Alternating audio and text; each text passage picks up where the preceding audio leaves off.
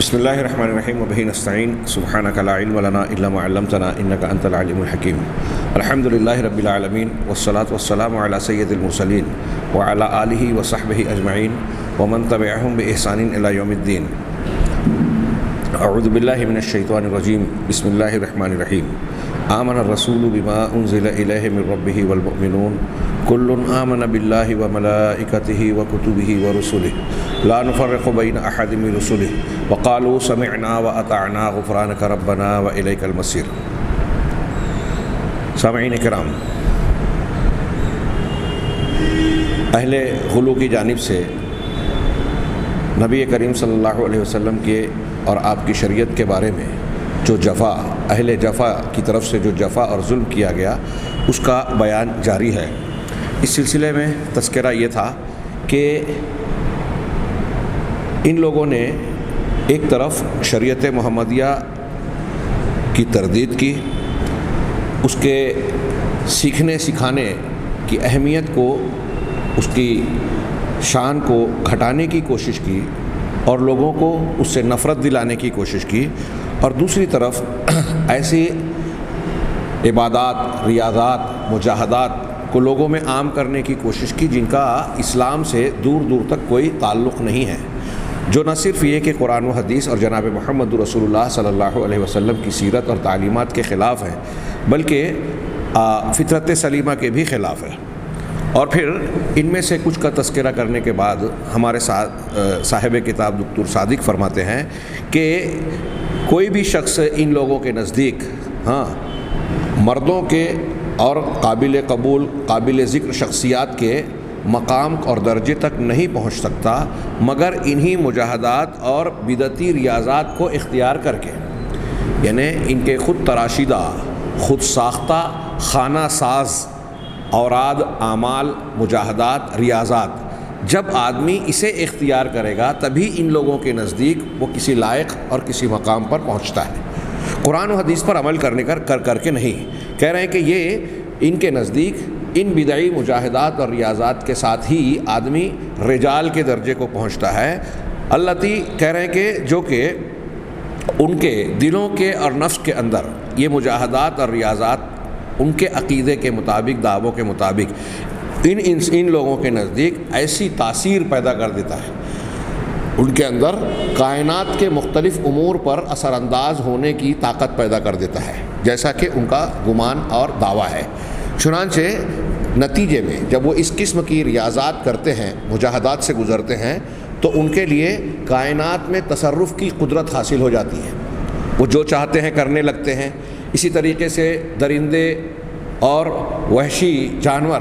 ان کی تابع داری کرنے لگتے ہیں، اور ایسے بہت سارے عجیب و غریب امور جس کا یہ دعویٰ کرتے ہیں۔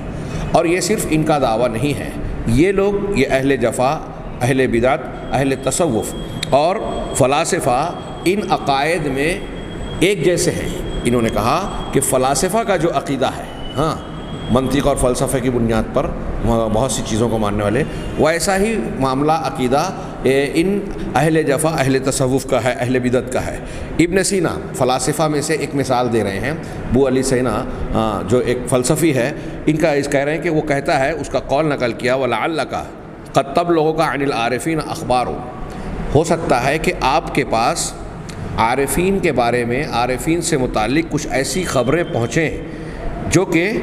آپ کو ایسا لگے گا کہ قریب عادت اور معمول کو کے الٹ ہے۔ جو معمولات ہمیں نظر آ رہے ہیں، کائنات کا جو نظام دکھائی دے رہا ہے، ان سے ہٹ کر، ان سے بالکل الٹ انداز میں آپ کو کچھ چیزیں نظر آئے گی ان عارفین کے حالات میں۔ فَتُبَادِرُ إِلَى التَّكْذِيبِ، جب یہ سنیں گے آپ ایسی عجیب و غریب اور معمول کے خلاف بات، تو آپ اسے جھٹلانے میں جلدی کریں گے، یعنی آپ کوشش کریں گے کہ اس کو رد کر دیں۔ کہہ رہے ہیں کہ اور یہ اس طریقے سے، جیسے مثال کے طور پہ عارفین سے کچھ ایسی خبریں، یہ بات کہی جاتی ہے کہ ایک عارف ایسا شخص تھا جس سے لوگوں نے بارش کا مطالبہ کیا، پانی کا، استسقا، تو اس نے سیراب کر دیا، بارش برسا دیا، سیراب کر دیا۔ کچھ ایسے تھے، ایک عارف سے کسی نے جو ہے شفا طلب کی، بیماری سے صحت مندی مانگی تو انہوں نے شفا دے دی یا وہ شفا دے دیے گئے۔ او دعا علیہم، یا ان کے خلاف معاف کیجئے، یعنی ایک عارف نے لوگوں کے لیے بارش طلب کی تو بارش ہو گئی، لوگوں کے لیے شفا طلب کی تو بیماروں کو شفا مل گئی، یا ان کے خلاف بد دعا کر دی تو ان پر جو ہے زمین دھنس گئی اور وہ زلزلے سے دوچار ہو گئے، یا وہ اور کسی وجہ سے ہلاک ہو گئے۔ یہاں کچھ عبارت کے بعد وہ کہتا ہے او خشع لبعضهم سبع، یا کچھ ایسے بھی عارفین گزرے ہیں کہ جن کے سامنے وحشی درندوں نے جو ہے وہ عاجزی اور تابعداری اختیار کر لی، اس کے سامنے جھک گئے۔ اور یہ کہ کچھ پرندے ایسے ہیں کہ فلاں بزرگ اور فلاں عارف سے پرندے جو ہیں بھاگتے نہیں ہیں، اس کے قریب رہتے ہیں، یا اس قسم کے اور باتیں۔ یہ ابو علی سینا کی عبارت کا مفہوم ہے، فتوقف ولا تتعجل۔ تو اس نے کہا کہ جب ایسا آپ سنیں کسی عارف کے بارے میں تو آپ ٹھہر جائیں، رک جائیں، جلد بازی نہ کریں، اس لیے کہ اس قسم کی جو باتیں ہیں، اس قسم کی عجیب و غریب خبریں ہیں، ان کے اسرار طبیعت میں کچھ اسباب ہیں۔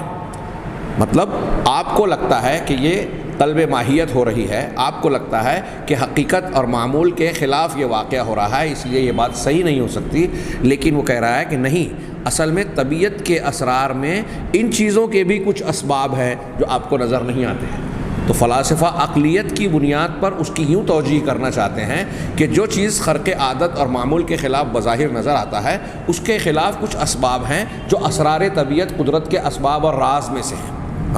یہ ابو علی سینا کی یہ عبارت الاشارات والتنبیہات لابن سینا جلد سوم صفحہ 252 اس سے منقول ہے۔ کہہ رہے ہیں وَيَقُولُ فِي مَوْضِعٍ آخر، ابن سینا ایک دوسرے مقام پر کہتا ہے فَلَا تَسْتَبْعِدَنَّ أَن تَكُونَ لِبَعْضِ النُّفُوسِ مَلِكَةً يَتَعَدَّى تَأْثِيرُهَا بَدَنَهَا۔ آپ ملاحظہ فرمائیں، یہ جو باتیں ہم کہہ رہے ہیں یہ غیر ضروری اور لا یعنی یا غیر متعلق باتیں نہیں ہیں، بلکہ یہ اس تناظر میں آپ اسے دیکھیے کہ ان چیزوں کو، ان بیانات کو اللہ کے رسول جناب محمد رسول اللہ صلی اللہ علیہ وسلم اور آپ کی شریعت کو رد کرنے اور اس کے مقابلے میں عقلیت یا تصوف کے نام پر اہل فلسفہ عقلیت اور فلسفہ منطق کی بنیاد پر یہ باتیں کہہ رہے ہیں، اسی کو اہل تصوف نے تھوڑا سا بدل کے تصوف اور روحانیت کا حقائق کا نام دے کر بیان کرنے کی کوشش کی، تھوڑا سا فرق کیا، بات دونوں کی ایک جیسی ہے، نتیجہ دونوں کا ایک ہے۔ اور یہ بات اس سے ظاہر ہوتی ہے کہ اہل تصوف، اہل جفا، جنہوں نے اس قسم کی باتوں کو اختیار کیا، ان کا ماخذ، ان کی تعلیمات کا مصدر قرآن اور حدیث نہیں ہے، بلکہ اہل فلسفہ اور اہل عقلیت پسندوں کی عقلیت، ان کا فلسفہ اور منطق ہے، ان کے ذہنی خیالات اور ذہنی اپج ہے، اللہ کی وحی نہیں ہے، لیکن اس پر وحی الہی کی پالش کرتے ہیں کہ عوام کو یہ لگے کہ یہ دین کی اور اللہ کی باتیں ہیں۔ چنانچہ آپ ملاحظہ فرمائیں کہ ابو علی سینا اس قسم کے واقعات کی اور بزرگان دین کے خلاف عادت چیزوں کی توجیہ کر رہا ہے، اور اس کے امکان کو ایک طرف عقلیت والے قرآن، اللہ کے رسول اور رسولوں کے معجزات اور خرق عادت چیزوں اور غیبیات پر سوال اٹھاتے ہیں، ان کی عقلی توجیہ کرنے کے نام پر ان کی تحریف کرتے ہیں۔ فرشتے، جن، شیاطین، ان کی تعویل کر دی، ان کی حقیقت نہیں مانی جو قرآن و حدیث سے ثابت شدہ ہے۔ ایسے اور بھی غیبیات کا ایک طرف جو قرآن و حدیث اور وحی الہی سے عقل کے خلاف، بظاہر عقل کے خلاف نہیں بلکہ عقل میں نہ آنے والی بات کوئی ایسی آتی ہے تو یہ اس کی تردید کرنے میں جلدی کرتے ہیں، لیکن دوسری طرف اہل فلسفہ، اہل جفا جب اس قسم کے بیہودہ قسم کے دعوے کرتے ہیں اور اسے کرامت یا اس قسم کی چیزیں بنا کر عوام کے سامنے پیش کرتے ہیں، تو اس کے بارے میں یہ توجیہات کر رہے ہیں کہ اس کو جھٹلانے میں آپ جلد بازی نہ کریں، معجزہ رد کر دیں، ان کی باتوں کو رد نہ کریں۔ کہتے ہیں کہ فلا تستبعدن ان تكون لبعض النفوس، تو آپ اس کو بعید بالکل نہ سمجھیں، ہرگز نہ سمجھیں کہ بعض نفوس، بعض لوگوں کے پاس ایسے ملکہ، ایسی صلاحیت ہوتی ہے جس کی تاثیر اس کے بدن سے پرے اور آگے ہوتی ہے، صرف جسمانی مادی اعتبار سے نہیں بلکہ روحانی اعتبار سے ہوتی ہے۔ کہہ رہے ہیں وَتَكُونُ نُفُوسُهَا كَأَنَّهَا نَفْسٌ مَا لِلْعَالَمِ، کہہ رہے ہیں کہ اور ان کے نفوس ایسے ہوتے ہیں جیسے کہ وہ عالم، کائنات کے لیے ایک روح، ایک نفس ہے۔ فَلَا تَسْتَنْكِرَنَّ أَن تَكُونَ لِبَعْضِ هَذِهِ النُّفُوسِ هَذِهِ الْقُوَّةِ، لہذا تم اس بات پر تعجب نہ کرو، اجنبیت محسوس نہ کرو، اس سے انقباض محسوس نہ کرو، ہرگز نہیں، کہ ان ایسے نفوس کے لیے ایسی قوت ہوتی ہے، یہاں تک کہ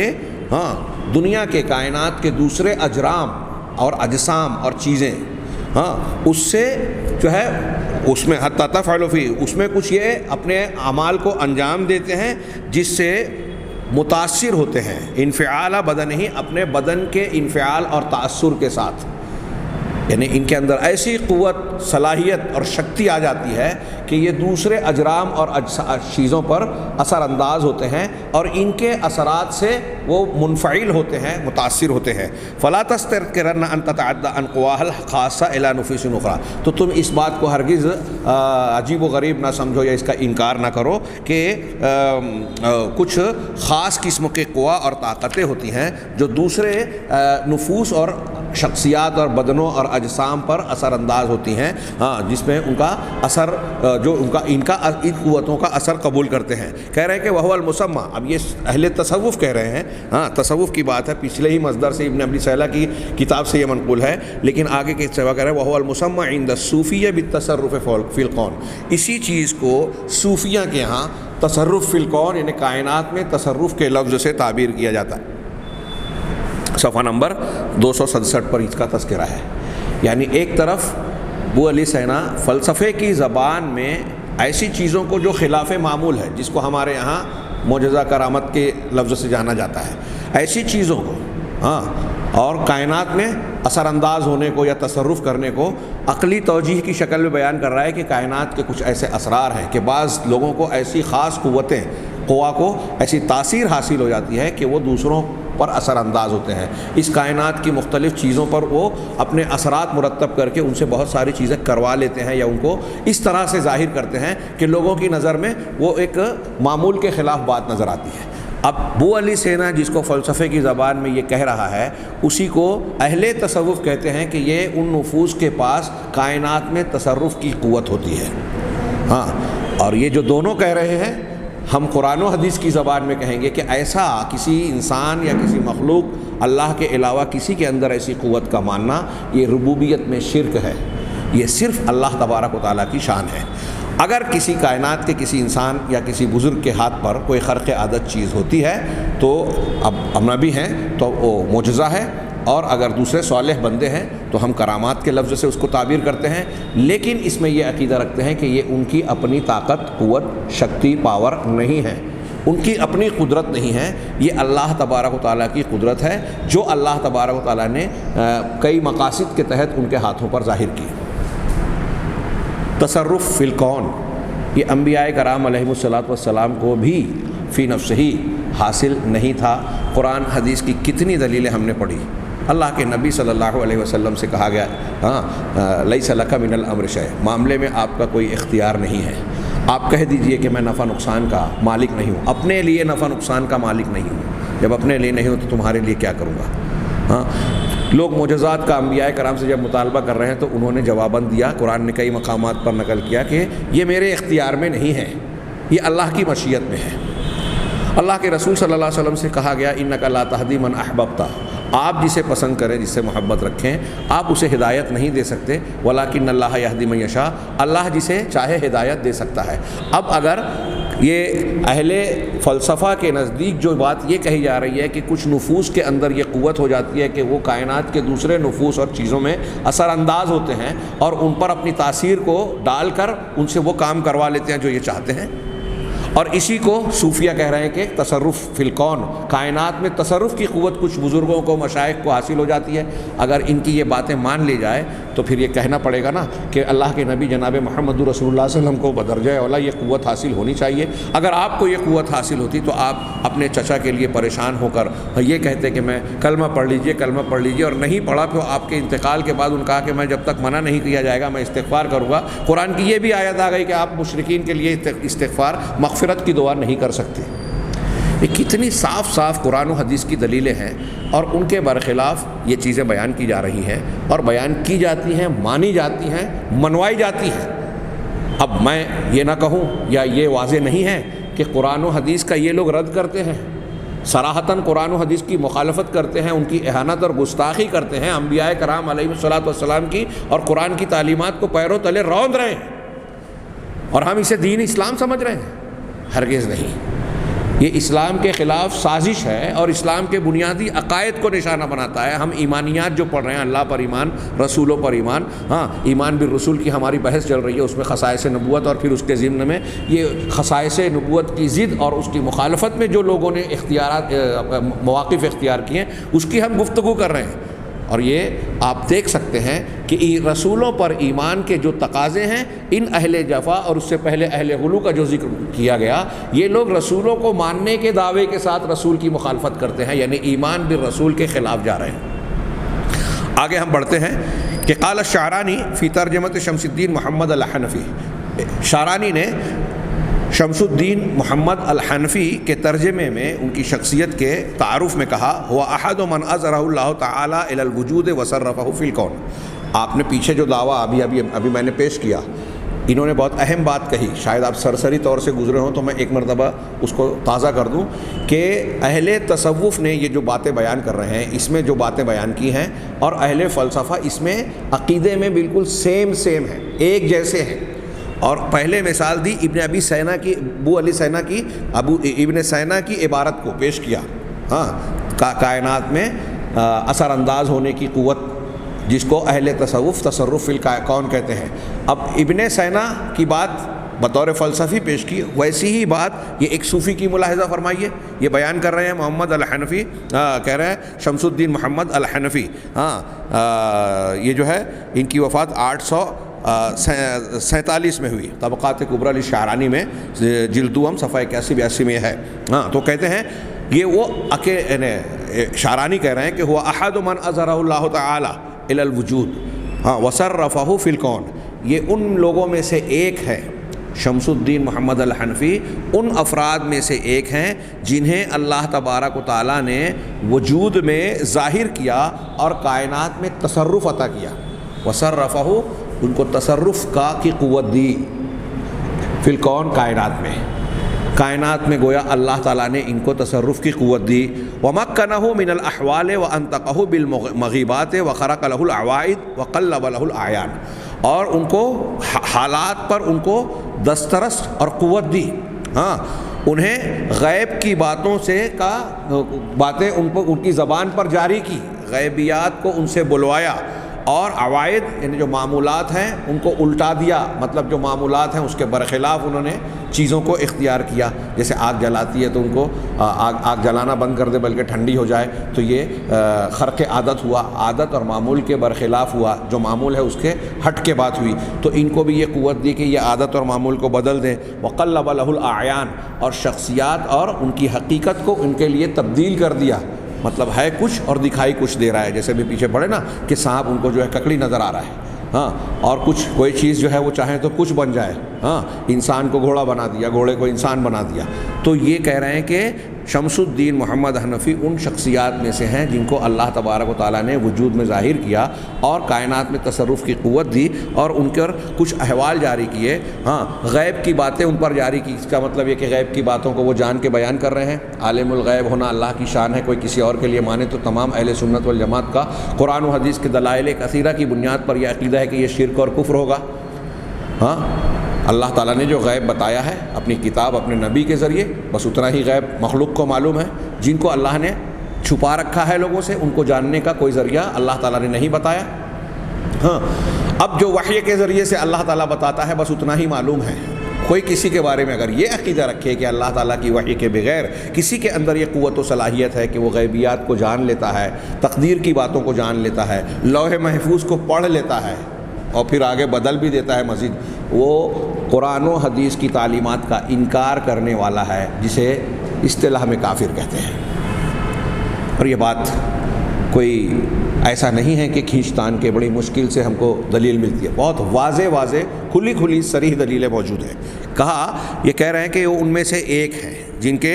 جن کو اللہ تعالیٰ نے یہ صلاحیتیں دی۔ اب یہ صلاحیتیں نبیوں کو بھی نہیں ملی، یہ صلاحیتیں صرف اللہ تبارک و تعالیٰ کے اختیار میں ہیں، جو ہمارے ایمان اور اسلام کے عقیدے کی بنیاد توحید کا حصہ ہے۔ اب جب ایسے واقعات آپ نے مان لیے تو آپ نے توحید کا، اللہ پر ایمان کو بھی جو ہے تباہ کر دیا، کتاب پر ایمان کو بھی رد کر دیا، اور رسولوں پر ایمان کو بھی جو ہے خیر بات کہہ دیا، چھوڑ دیا۔ اس قسم کے واقعات بظاہر آپ بزرگوں کی فضیلت بیان کرتے ہیں، سنتے ہیں، جو آج ہمارے یہاں عوامی سطح پہ بہت عام سی چیز ہو گئی ہے، اور لوگوں کی نگاہ جہالت لا علمی کی بنیاد پر اتنی زیادہ اندھی بے بصیرت ہو چکی ہے کہ وہ چونکہ توحید جانتے نہیں ہیں، صحیح عقیدہ پڑھتے پڑھاتے نہیں ہیں، لہٰذا ان کی نگاہ جاتی نہیں ہے کہ ان سادے سودے واقعات جس سے ان کو بظاہر لذت محسوس ہو رہی ہے، کسی بزرگ کی بزرگی کا احساس اپنے دل میں جگاتے ہیں، لیکن حقیقت میں وہ اللہ تبارک و تعالیٰ کی توحید کا، رسول اللہ صلی اللہ علیہ وسلم کی رسالت کا انکار کر رہے ہیں، شرک کر رہے ہیں، اور رسول پر ایمان کی مخالفت کر رہے ہیں۔ میری یہ بات جو ہے کاش لوگ سمجھیں اور سمجھا سکیں۔ کہہ رہے ہیں وَاجْتَمَعَ مَعَ عَلِيٍّ، اب یہاں اس عبارت کا خاتمہ ہوا، ایک دوسری عبارت ڈیش ڈیش کر کے بعد دوسری عبارت نقل کر رہے ہیں، یہ بھی پچھلے مصدر سے ہی نقل کی گئی ہے کہ وَاجْتَمَعَ مَعَ عَلِيِّ الْخَوَاصِ، کہ یہ علی الخواص کے ساتھ اکٹھا ہوئے، فقال لہو، ان سے کہا، ما تقول فی رجل رحل الوجود بیدہ یدورها کیف یشاء، کہہ رہے ہیں کہ اس آدمی کے بارے میں آپ کیا کہتے ہیں جنہوں نے وجود کو، یعنی کائنات کا سارا وجود، اپنا وجود، اس وجود کو گھمایا، رہا چکی کا پارٹ گھمانا، چکی کو گھمانا، تو چکی کو کہتے ہیں جو دائرہ نما گول گول گھمائی جاتی ہے، تو کہا انہوں نے اپنے ہاتھ سے وجود کے پارٹ کو، چکی کا پارٹ، وجود کے پارٹ کو گھمایا، گردش دیا، کیف یشاء، گردش دیتا ہے جیسے چاہتا ہے، یعنی اس کائنات کے وجود میں جو چیزیں موجودات ہیں، ان موجودات کو جس طرح سے چاہتا ہے گھماتا پھراتا ہے، گردش دیتا ہے، ایسا شخص اپنے ہاتھ سے کرتا ہے۔ فقال لہ سیدی محمد، انہوں نے سوال کیا کہ ایسے آدمی کے بارے میں آپ کا کیا کہنا ہے، یعنی گویا وہ اپنے بارے میں کہہ رہے ہیں کہ میں ایسا شخص ہوں، یا فلاں میں ایسا شخص ہوں جو پوری کائنات کو، پورے وجود کے پارٹ کو جو ہے گھماتا ہے، تو میرے آقا محمد، وہ کہہ رہے ہیں میرے سید محمد نے ان کے جواب میں کہا، فما تقول فی من یضع یدہ علیہا فیمنعها ان تدور، تو تمہارا اس شخص کے بارے میں کیا کہنا ہے جو اپنا ہاتھ اس پر رکھتا ہے اور اسے گھومنے سے، گردش کرنے سے روک دیتا ہے۔ یہ نمبر 5، یہ بھی مرجع سابق صحیح نقل کیا گیا ابن سلہ کی کتاب سے۔ اب آپ سوچئے کہ یہ گویا کمپٹیشن چل رہا ہے کرامات کا۔ میں تقریروں میں، درس میں مبالغے کے طور پر ایک بات کہتا ہوں کہ ہمارے یہاں جس طریقے سے، مبالغے نہیں، ان کے بیانات کے انداز کو دیکھتے ہوئے کہ جس طریقے سے مشائخ، بزرگان دین کی کرامات کا نقشہ کھینچا جاتا ہے، تو عام آدمی کو یہی تاثر ملتا ہے کہ یہ کرامتیں، یہ خرق عادت چیزوں کا مظاہرہ، یہ بزرگان دین کے اختیار میں ہیں، جب چاہیں اس کا اظہار کر دیں، اور خاص طور سے اگر وہ طیش میں، غصے میں آ گئے تو کچھ بھی کر سکتے ہیں، ایسا تاثر دیا جاتا ہے، ایسا خیال بنایا جاتا ہے، ایسا عقیدہ بنایا جاتا ہے۔ اور پھر ایسا ہی نہیں، یہ اہل کرامات کے درمیان کبھی کبھی اس طرح کا مقابلہ اور اس طرح کا انہوں نے بناوٹی پیش کیا کہ ایک کچھ کر رہا ہے تو دوسرا اس کے جواب میں دوسری چیز پیش کر رہا ہے۔ تو اب یہاں ایک صاحب کہہ رہے ہیں کہ علی الخواص کے ساتھ جمع ہوئے، تو پہلے ایک سے سوال کیا کہ اس کے بارے میں آپ کا کیا کہنا ہے جو پورے کائنات اور پورے وجود کی چکی کو گھماتا ہے، تو دوسرے نے کہا کہ اچھا تو یہ بتاؤ کہ اس کے بارے میں آپ کا کیا کہنا ہے جو اپنا ہاتھ رکھ کے اس پورے وجود کو گھومنے سے روک دیتا ہے۔ بتائیے کیا کمپٹیشن ہے۔ یہ گویا اپنی طاقت اور اپنی قوت کا اظہار کر رہے ہیں۔ نبی کریم صلی اللہ علیہ وسلم کہہ رہے ہیں کہ جوتے کا تسمہ بھی میں اللہ سے مانگتا ہوں، کوئی چیز مانگنی ہے تو اللہ سے مانگا جائے۔ آپ نے اپنے قریبی رشتہ داروں کو خطاب کر کے کہا کہ اللہ کے مقابل میں تمہارے کام نہیں آؤں گا۔ آپ نے صحابہ کرام سے خطاب کر کے کہا کہ جو کچھ مجھے شرعی تعلیمات پہنچانی تھی پہنچا دی ہے، اب اس کی خلاف ورزی کرو گے تو قیامت کے دن ایسا نہ ہو کہ کسی کے اوپر اونٹ سوار ہو کر آئے، وہ بلبلاتا ہو، اور مجھ سے وہ مدد مانگے، میں کہوں گا کہ میں نے دنیا میں پہنچا دیا۔ گائے بیل سوار ہو، بکری بکرا سوار ہو، سینگ مار رہی ہو، یعنی زکوٰۃ کے مالوں کو تم نے کھا لیا اور میں نے وہاں جو ہے پکڑے جاؤ اور مجھ سے مدد مانگو، تو میں کہوں گا کہ میں نے تو پہنچا دیا تھا۔ اللہ کے رسول صلی اللہ علیہ وسلم یہ کہہ رہے ہیں۔ اللہ کے نبی صلی اللہ علیہ وسلم نے تعلیم دی کہ جو مانگنا ہے، حضرت ابن عباس کو کہنا ہے اذا سألت فاسأل اللہ، جب مانگو تو اللہ سے مانگو، اذا استعنت فاستعن باللہ، مدد مانگو تو صرف اللہ سے مدد مانگو۔ اور یہاں کائنات کے تصرفات میں اللہ کے رسول صلی اللہ علیہ وسلم سے کہا گیا کہ میں کائنات میں ایک ذرے کا بھی مالک نہیں ہوں، میں اپنے لیے اور تمہارے لیے نفع نقصان کا مالک نہیں ہوں، اور یہاں بزرگوں کے بارے میں یہ دعویٰ کیا جا رہا ہے اس کے بالکل برخلاف کہ یہ اگر چاہیں تو وجود کو گردش میں لے آئیں اور دوسرا چاہے تو اس کو اپنا ہاتھ رکھ کے روک دے. ہاں ان کے پاس سارے پاور اور شکتی اور طاقت آ گئی. فَإِنَّا لِلَّهِ وَإِنَّا إِلَيْهِ رَاجِعُونَ. توحید ربوبیت اور توحید الوہیت وغیرہ کچھ نہیں سمجھی ہے جو لوگ یہ واقعہ اگر صحیح مانتے ہیں. اگر کوئی اس کو مانتا ہے تو وہ اللہ کی توحید کا منکر ہے, رسول کی رسالت کا منکر ہے. ہاں یہ آگے ہم بڑھتے ہیں. وقال الشعرانی فی ترجمۃ سیدہ محمد الشویمی, کہہ رہے ہیں کہ شعرانی نے اپنے سید محمد شویمی کے ترجمے میں کہا, یہ اصحاب مدین اشمونی کے اصحاب میں سے ہے, یہ ان کے بارے میں انہوں نے کہا کہ مرد سیدی مدین یا مدین ان کا نام ہے, یعنی یہ جو محمد الشویمی ہیں یہ اپنے آقا اپنے سید کے بارے میں یا اپنے شیخ کے بارے میں کہہ رہے ہیں کہ میرے شیخ مدین رضی اللہ عنہ انہوں نے کہا ایک مرتبہ بیمار ہوئے, بیمار پڑ گئے, حتی اشرف فیہا علی الموت, یہاں تک کہ اس بیماری میں وہ موت کی کگار پر پہنچ گئے, موت کے قریب پہنچ گئے. فَوَهَبَهُ الشُّوَیمی مِنْ عُمْرِهِ 10 سنین. جب ایسا ہوا تو شویمی یعنی ان کے جو شاگرد ہیں پیر مرید صاحب ہیں, انہوں نے شویمی نے محمد الشویمی نے اپنی عمر کا 10 سال ان کو ہبہ کر دیا کہ جو میری عمر ہے زندگی ہے میں اس میں سے 10 سال اپنے اس شیخ کو دیتا ہوں, مطلب ان کی 10 سال عمر اور بڑھ جائے. بتائیے اللہ تبارک و تعالیٰ نے عمر زندگی اور موت مقرر کی ہے. اور جب جس کا مقررہ وقت آتا ہے تو قرآن کہتا ہے کہ ایک لمحہ آگے اور ایک لمحہ پیچھے نہیں ہوتا. عالم ارواح میں زندگی شروع ہونے سے پہلے حضرت آدم علیہ السلام اور اللہ تعالیٰ کے درمیان یہ بات موجود ہے کہ انہوں نے اپنی عمر کا کچھ حصہ 40 سال یا حضرت داؤد کو دینا چاہیے, اور پھر دنیا میں بھول گئے. یہ عالم ارواح کی بات ہے, اور وہ بھی حضرت آدم علیہ السلام نے اللہ سے کہی اس روایت کے مطابق. اللہ تعالیٰ سے دعا کی مانگی یہاں, اور پھر ایک استثنائی واقعہ ہے وہ بھی نافذ نہیں ہوا, اس کی اپنی تفصیل.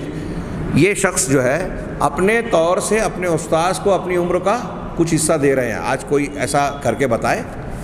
کہ میری عمر تمہیں لگ جائے. لوگ کہتے ہیں جس سے بہت زیادہ محبت ہوتی ہے, باپ بیٹے کے لیے یا ماں بیٹے کے لیے, بیوی شوہر کے لیے, ایسے کبھی کبھی کہتے ہیں کہ کاش میری عمر کا کچھ حصہ ان کو, میری عمر ان کو مل جائے. اس طرح لوگ کہتے ہیں, اپنی محبت کا اظہار ضرور کرتے ہیں, لیکن یہ کیا ہوتا ہے؟ کیا یہ انسان کے اختیار میں ہے؟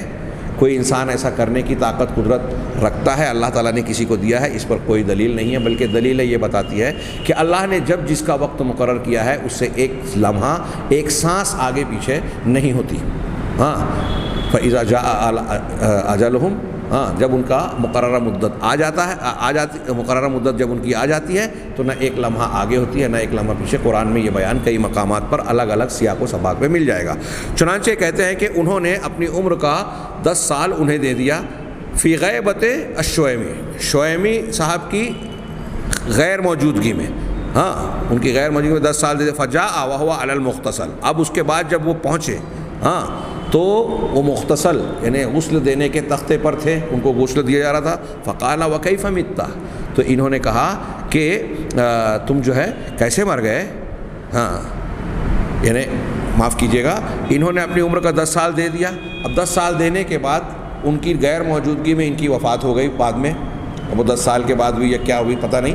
اس میں ذکر نہیں ہے. اب ان کی جب وفات ہوئی اور شویمی آئے تو انہوں نے کہا کہ آپ کیسے مر گئے. وعزت ربی لو کنت حاضرا ما خلیتک تموت, کہ میرے رب کی عزت کی قسم اگر میں حاضر ہوتا تو آپ کو مرتا ہوا نہ چھوڑتا. پھر ان کے غسل دیے جانے والا جتنا پانی تھا اس سب کو انہوں نے نوش کر لیا, پی لیا. آپ اندازہ لگا سکتے ہیں کہ فلاسفہ اور ان کے یہاں کس طریقے سے کائنات پر اثر انداز ہونے والی قوت کا غیر نبیوں کے سلسلے میں اعتراف کیا جا رہا ہے, اور اس طریقے سے اس کا اس بات کیا جاتا ہے جو انبیاء کے یہاں نہیں ہے. ایک طرف آپ فلاسفہ کے یہاں معجزات کا, خرق عادت اور غیبیات کا انکار, تعویل, تحریف پائیں گے. دوسری طرف جو چیزیں ثابت نہیں ہیں اس کو ثابت کرنے کے لیے اس قسم کے کھڑاگ اور اس قسم کے فلسفے بیان کیے جاتے ہیں. ایسے واقعات بیان کر کے وہ چیزیں ثابت کی جانے کی کوشش کی جاتی ہے جو اللہ تبارک و تعالیٰ پر توحید اور ایمان کے بالکل خلاف ہے, رسول اللہ صلی اللہ علیہ وسلم کی تعلیمات کو ماننے کے بالکل خلاف ہے. ہم اس پر مزید تبصرہ کہ جیسے انہوں نے کہا کہ وَبِهَذَا الْحَدِّ قَدْ فَاقَ هَؤُلَاءِ الصُّوفِيَّةَ مَا ذَهَبَ إِلَيْهِ الْفَلَاسِفَةُ مِنْ تَأْثِيرِ النُّفُوسِ عَلَى الْكَائِنَاتِ الْأُخْرَى. کہہ رہے ہیں کہ اس حد تک صوفیہ فلاسفہ کے مذہب سے بھی آگے بڑھ گئے کائنات کے دوسرے چیزوں پر نفوس کے اثر انداز ہونے کے سلسلے میں. یعنی انسان کا نفس کائنات کی دوسری چیزوں میں اثر انداز ہوتا ہے. اس کا جو فلسفہ اہل فلسفہ اور منطق نے پیش کیا, صوفیہ نے اس میں ان سے بھی جو ہے آگے قدم بڑھا لیا. فَتَحْصُلُ بِذَلِكَ الْمُعْجِزَاتِ لِمَشَائِخِهِمْ. چنانچہ ایسی صورت کی بنیاد پر اس شکل میں کہہ رہے ہیں کہ ان کے مشائخ کو معجزات پیش کرنے کی قوت حاصل ہو جاتی ہے ان کے گمان کے مطابق. حالانکہ اول تو یہ دعوے صحیح نہیں ہیں, دوسرے اگر اس قسم کا کچھ دعویٰ کچھ چیزیں ہوتی بھی ہوں تو انہوں نے کہا کہ یہ خوارق شیطانیہ ہیں. یعنی شیطان کی مدد سے ایسی کچھ چیزوں کا ظہور ہوتا ہے جس سے ان کی باتوں کو شیطان تائید دلاتا ہے عوام کے سامنے, تاکہ لوگ ایسی خرافاتی باتوں پر ایمان لے آئیں اور اپنے ایمان باللہ, ایمان بالرسول جو سچا اور صحیح ایمان ہے اس سے ہاتھ دھو بیٹھے. ہم اس کی کچھ تفصیل آگے درس میں پڑھیں گے انشاءاللہ. اللہ تعالیٰ ہمیں خیر کی توفیق دے. وآخر دعوانا الحمدللہ رب العالمین والسلام علی نبینا محمد.